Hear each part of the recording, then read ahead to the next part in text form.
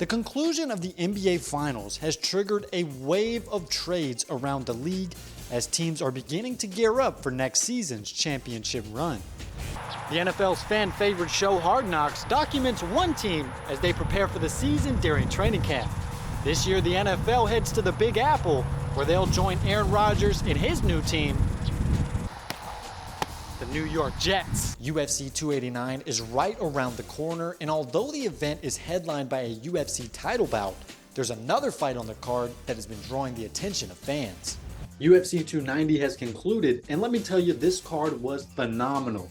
The night was full of finishes with 9 in total, and 5 coming in the first round. Fred VanVleet is the only all-star to move cities this summer, with many stars opting to stay put.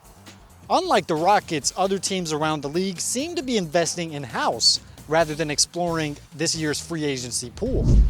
Hello everyone, and welcome into Full Sail Live. I'm JulianMacfie. Season 31 of The Ultimate Fighter is well underway and thus far has been extremely one-sided.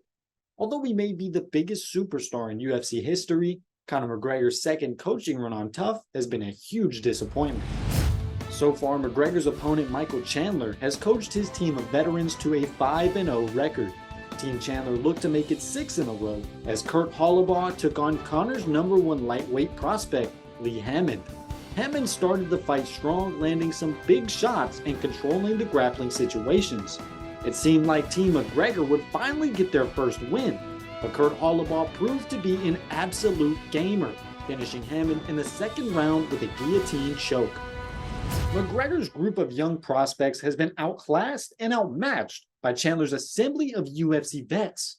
Landon Quinones will look to snap the 6-fight losing streak for Team McGregor against Team Chandler's Jason Knight.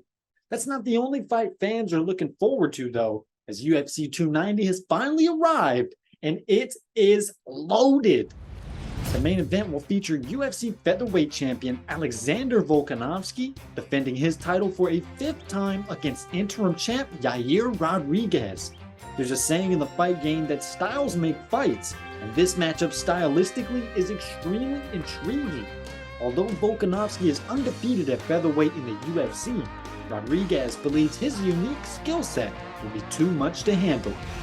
I just think this game is about styles, you know, what style beats what style, or what guy has the best day, if you want to call it that way, the day of the fight.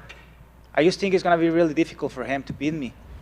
Rodriguez won't be the only Mexican champion to compete at UFC 290. UFC flyweight champion Brandon Moreno will defend against the #2 contender in the world, Alexander Pantoja. These two men have faced off twice, with Pantoja coming out on top in both meetings. Although Moreno is the underdog, he's extremely confident in his improvements since their last fight in 2018. The UCF football team participated in their 6th annual space game against the Temple Owls, where the Knights pay homage to their ties to NASA. Starting quarterback John Rice Plumlee piloted the spaceship for the Knights in arguably his best career performance. Plumlee got the Knights started early, scoring 2 rushing touchdowns in the first quarter. John Rice Plumlee, we have liftoff at the bounce house. UCF turned on the rocket boosters at the end of the first half, scoring 3 touchdowns in the final 6 minutes. This included a 25-yard touchdown pass and another rushing touchdown to complete the hat trick for John Rice.